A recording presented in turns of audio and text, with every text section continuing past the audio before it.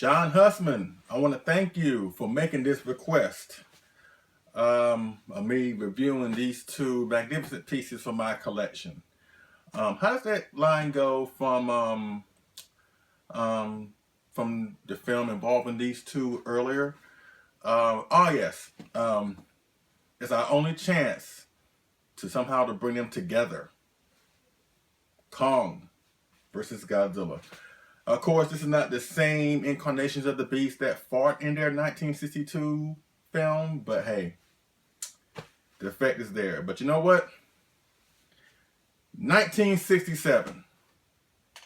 Let's do this. Yeah, yeah, yeah. Are y'all ready? Are y'all ready? What?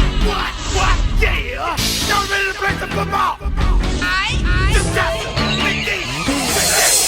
let's go. If you want it, you can get it. Let me know. I'm about to.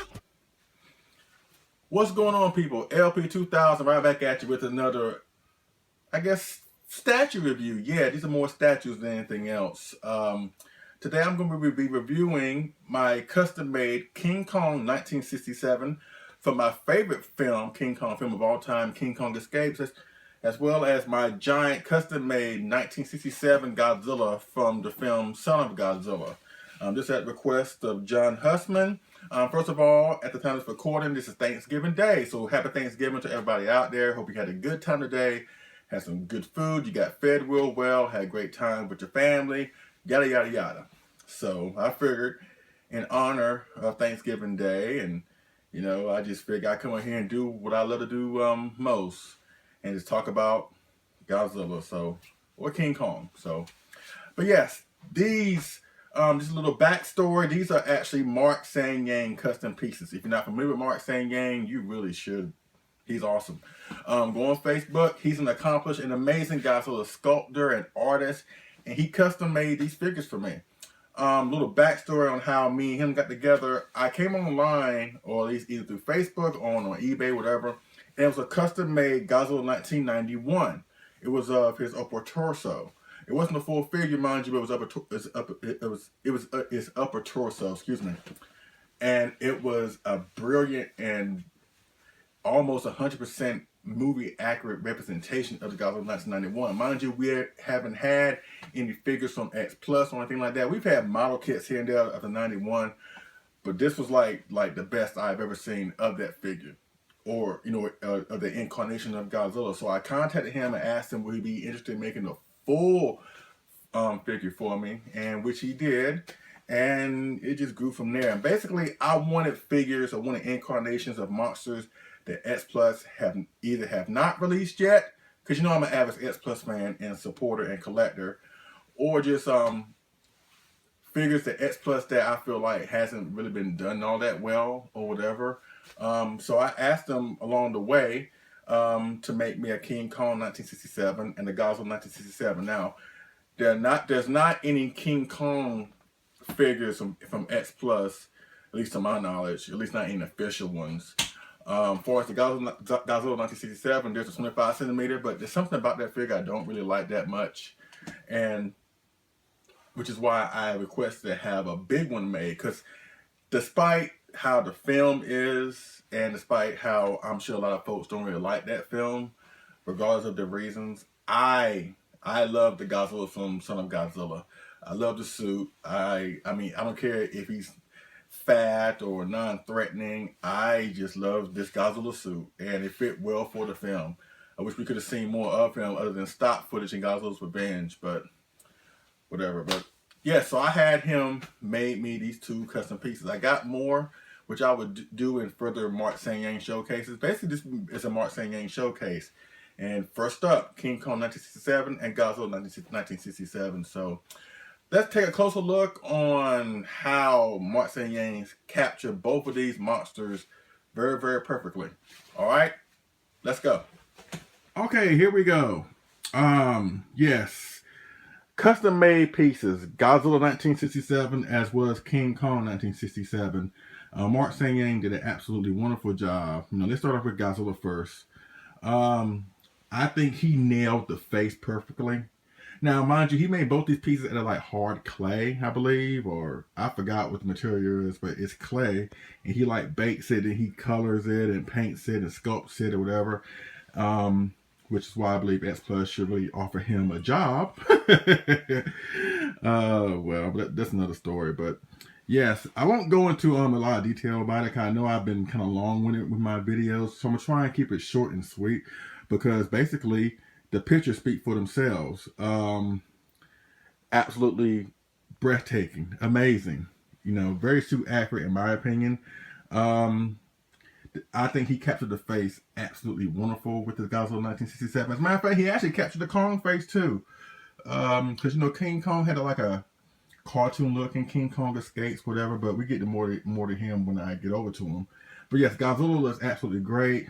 The claws, the little thunder thighs he has, the feet, everything, even the dorsal plates. Mark Seng did a great job with the dorsal plates. Mind you, Godzilla's dorsal plates in the film weren't really the standard Godzilla dorsal plates. They were really jagged and had irregular shapes and everything, excuse me. And like the suit was kind of a weird one, because the suit was made to look more like Mania. And I think a lot of people don't really like that, because I think it should have been the other way around, where Minion should look more like Godzilla. But even still, I like it. I really do. I love the suit, and I know a lot of folks out there love the suit too. So, yeah.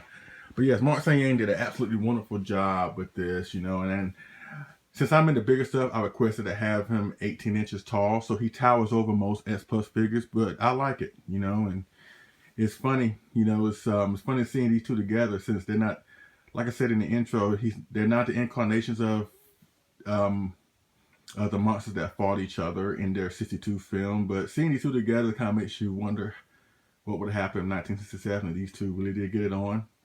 Because they were basically arguably in the top two productions of that year, 1967. But I'll go into that later on. But let's get into the Big Ape. Yes, the Big Ape.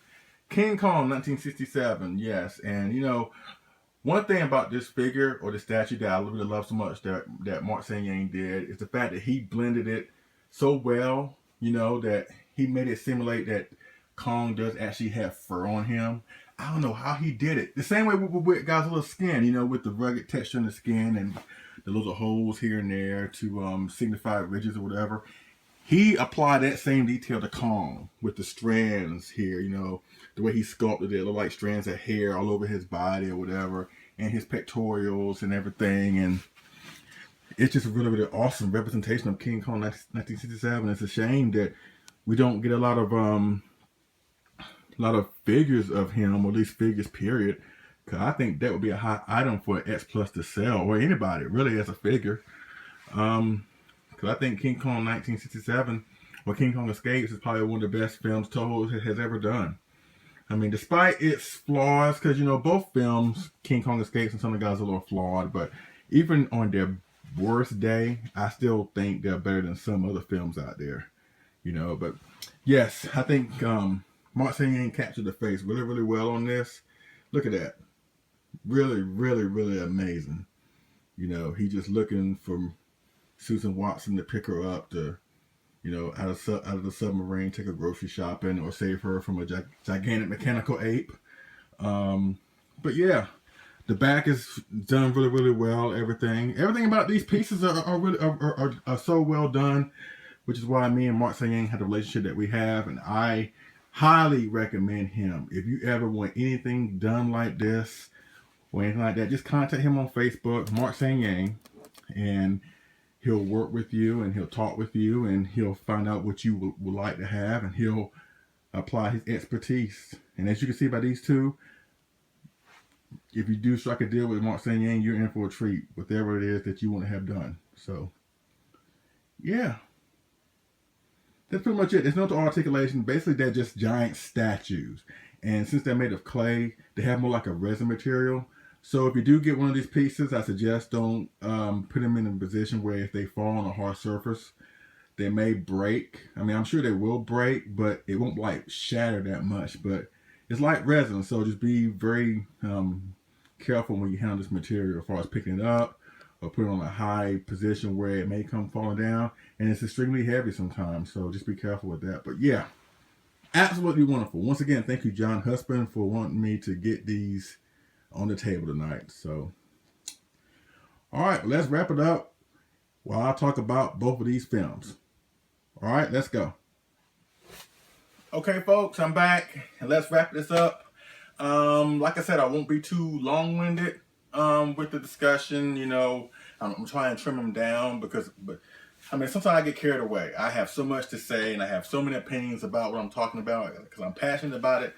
So I try and keep it short and sweet, So the year was 1967, and it was one of the monster booming periods for kaiju fans in the kaiju movie film industry, whatever, where it started from 1964, where Toho and a bunch of other movie studios started producing lots of kaiju products a lot in the same year. And 1967 was probably like one of the biggest, where you had Son of Godzilla, King Kong Escapes, The X from Outer Space, Gamma versus Gauss, and Gappa, the Trifibian monster or whatever. But to me, I think the two top productions from obviously the biggest proprietor of content like that was Toho, which was King Kong Escapes and Godzilla 1967. I love both those films. Like I said, King Kong Escapes is my favorite King Kong film of all time. When I first saw it, I fell in love with it. Son of Godzilla, it's one of my favorites too. I don't have a problem with Mania. I think that a lot of folks just don't like Mania, don't really care for Mania. They don't really like the Godzilla suit or whatever. But as far as those two productions are concerned, it's really, really interesting because between those two films, they have great special effects, great stories, great monster action, kaiju action. Really, really some of the best Toho has ever done. Even as far as the actors, you have, at like, when it came to Toho, they had like a large acting pool where you saw a lot of familiar faces from other Toho productions. So between these two films, you have the best of the best. You had Kenji Sahara. You had Tadao Takashima. You had Akiko Hirata, the guy who played Dr. Serizawa, the original Godzilla. You had the guy who played the planet's controller. I think Yoshia Teshua. I'm sorry if I'm butchering names, but you know what I'm talking about. And he had all them in Son of Godzilla, or Akira Kubo in Son of Godzilla. In King Kong Escapes, you had Akira Takarada, the guy who played Kumayama in Mothra vs. Godzilla. Doctor Who, I forgot his name. I think his name's Issei Yamamoto or whatever. So many great actors in that production as well. So between those two films, it was really amazing. And I love Son of Godzilla for the fact that, you know, the focus is not really about Godzilla, it's really about Minya. And Godzilla in there is in there really as an added bonus. But the story was great, the special effects, the island setting, which is the second film of the island setting behind Godzilla vs. the Sea Monster. So it's one of those films, it's one of those family films, really. You know, it's cute seeing him interact with Minya and them fighting Kumonga at the end, and then them, you know, hibernating and on the snow, on the island when the snow starts coming down. Y'all know what I'm talking about. Probably one of the most heartwarming, maybe heart-wrenching moments ever in a Godzilla film. It was really cool. So then on to King Kong Escapes. Wow, just an awesome film. And I put that film, even though the Kong suit looks kind of terrible in some scenes or whatever, and you know,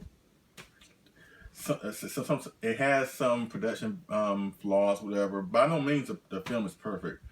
But to me, the way they filmed it, the way they shot it, the way they positioned Kong, and the way they brought in Gorosaurus and Mechanic Kong, and the whole story behind them using Kong to dig up the radioactive element, and you know, all that was really what made King Kong, in my opinion, is the best King Kong film. I put this film up against the 2005 King Kong, the 1933 King Kong. I know some folks, a lot of purists out there, will probably look at this version of King Kong from Toho and probably laugh and say, you know what, that's not really King Kong. Or I'm sure there's a lot of guys, a little purists out there that will probably look at Kong and not consider him a real kaiju. And I will play devil's advocate against both of those statements, because I think King Kong Escape can hold its own against other King Kong films. In my opinion, I think it has more entertaining value than other King Kong films. As far as King Kong being actual kaiju, the Japanese term of kaiju means strange beast. Japanese term for a strange, giant, abnormal beast. And King Kong is, at least in the version I saw, 60 feet tall. He can pick up boulders that weigh like tons. He can make giant footprints in the ground. He's highly intelligent, where he can understand English. Not too many apes can do that, so I wouldn't consider him a normal ape. So therefore, I would consider him a kaiju.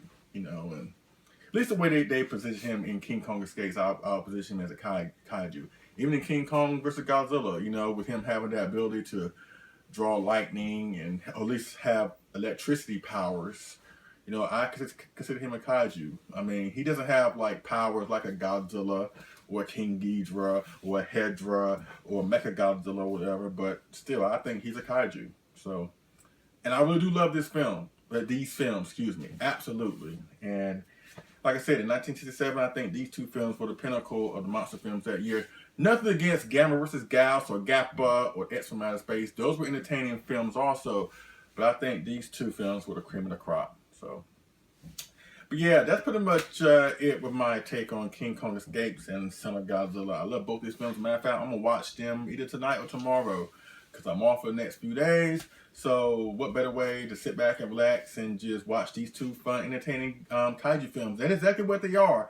You know, despite the flawed production values and maybe Kong don't look right or maybe Godzilla don't look right, but you know what? They're still amazing, entertaining films. And that's what it should really be all about. If it entertains you, who cares what they look like? Who cares if Godzilla doesn't look as threatening as he did in the 1954 film? Who cares if King Kong doesn't look as mean as he was in the 1933 film? They're both highly entertaining films, and that's what it should be. That's what it should be all about. All right, so this is for you, John Hussman. I thank you for requesting this, and also thank you, Mark Seng for providing me with these great kaiju sculptures. and I'm sure we will not see the last of your sculptures. So basically, this is the first video involving the first two pieces. I have more pieces. I got a Godzilla 1991, two of them. I got a Godzilla 1984. I got a Godzilla 1974, and what else? Yeah, I got other stuff around here. This is too much stuff to be naming, but hey. So you'll see more. Oh, I got 1972. So you'll see those in other Seng showcase videos. Okay, so but I thank y'all for watching. Happy Thanksgiving. I really do appreciate y'all support and everything. And yeah. So in my advice, kick back, relax, watch King Kong Escapes or Son of Godzilla. All right. I thank y'all for watching. I appreciate it, and I will see y'all again on the next figure and move review. All right. Y'all take it easy.